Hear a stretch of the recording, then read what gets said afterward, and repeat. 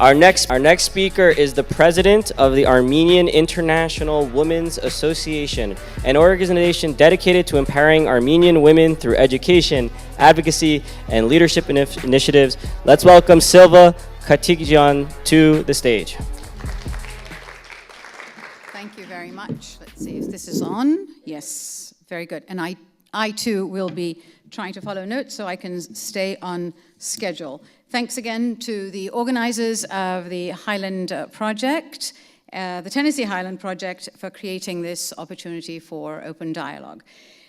But the first thing I'd like to say is, please join me in congratulating all the women in the audience and the women in your lives on International Women's Day. Today and every day, we celebrate the achievements of women, and at the same time, today serves to highlight the ongoing struggles of issues that affect women and girls, from educational disparities to violence to discrimination across the globe.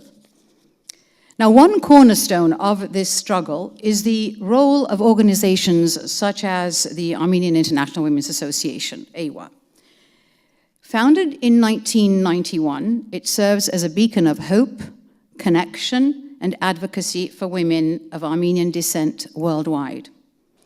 Our mission is to promote cultural, educational, economic, social advancements for women. We create a platform where their voices can be heard and their contributions recognized. Education is the heart of our mission.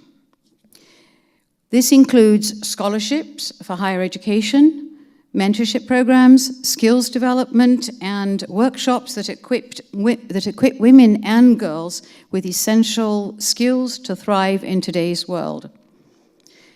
We tailor our programs, and that would probably be one of the better practices of the organization, where we work with local partners to meet the specific needs of different segments within our communities. For example, we partnered with Hub Artsakh in Armenia and the Genesian Memorial Foundation, or Association actually, we're in Lebanon, to help create programs actually for women who were forced to rebuild their lives due to conflict, displacement, and/or destruction.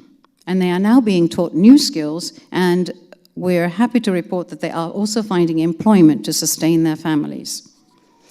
In addition to education, AWA, as Sevan read, actively advocates for the rights of women at local, national, and international levels. We maintain membership at the United Nations Commission on the Status of Women, and we work tirelessly to raise awareness about gender equality, domestic violence, and economic disparity. And this year we will be at the Commission of the Status of Women in New York on March 21, amplifying the voices of Armenian women. We also work with the Women's Support Center in Armenia to provide shelter, and we strive also to change myths and taboos related to domestic violence. We work to change legislation to recognize domestic violence as a crime, and we also raise awareness about positive values and healthy families. Well, why is this essential? Well, we all know that when women are empowered to make their own choices, to be educated, to be free from violence, to be employed by merit with equal economic opportunities in all spheres of life, to participate fully in negotiations and decision-making processes with a seat at the table. And somebody also said, and how about they make the table and then find the seat? And I said, that works too if you can make the table, sure. Well, the research indicates that if we do all that, peace is 35% more likely to last 15 plus years. And who doesn't want more peace to last longer? especially us Armenians who've lived in countries where peace does not last too long. So we have thriving families. When you have peace, you have flourishing, diversified economies, and just and equitable communities with resilient, strong nations. But why AWA? Why an organization like AWA? Well, because in the diaspora, AWA is the only Armenian women-founded, women-governed, non-profit, non-political, non-religious, totally inclusive organization that can focus on issues that disproportionately affect women, ensuring that our work transcends traditional power structures and promotes equality for individuals, regardless of their background or affiliation. Now, with respect to the time that has been allotted, I am going to just jump straight to the 3 gaps that I see in the American Armenian communities. Number 1 is we have to prioritize mental health resources. We must move past that public stigma that says that it is a shame to seek help for mental illness. It is crucial to create accessible structural support networks. Creating awareness and seeking help is not a weakness. It should be considered a strength. So number 1, let's prioritize mental health resources. Number 2 is digital literacy for the elder population. And when I say elder population, the census considers 65 and above as elder population. It's not me who's setting that. I wish it weren't 65 and above and older, but 65 and above, and many are reaching that demographic.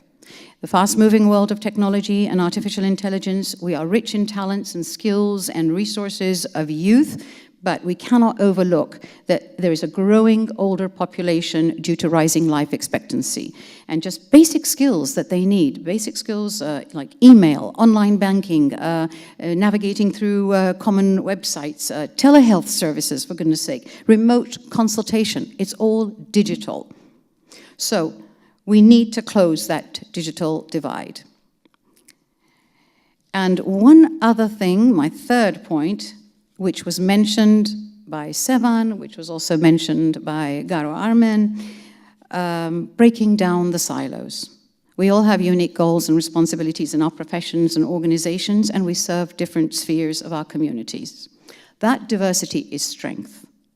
But if we become insular, focusing solely on our individual projects without seeking to collaborate with other organizations or businesses that provide overlapping services to similar demographics, and trust me, there are many who are doing the same work, it will lead to unnecessary redundancy and, truthfully, inefficient use and waste of the resources. Don't push back. Don't be resistant when people ask for partnerships. And just break down those silos. 3. One thing. So as we dive into the networking later on, please think about those gaps. What initiatives can we launch? What sort of partnerships can we forge? And my last note, please don't forget International Women's Day. I ask each of you, kind gentlemen, and the Wonder Women here to engage with AWA. Support AWA, support the supporters. We can amplify our voices and raise the level of Armenian women and elevate them to the positions where they merit. This is really one of the more important, I believe, organizations. You must support AWA for our mothers, for our sisters, for our daughters, and for your colleagues as well. So just support the supporters, and I thank you for the opportunity. Very good. Thank you, Silva.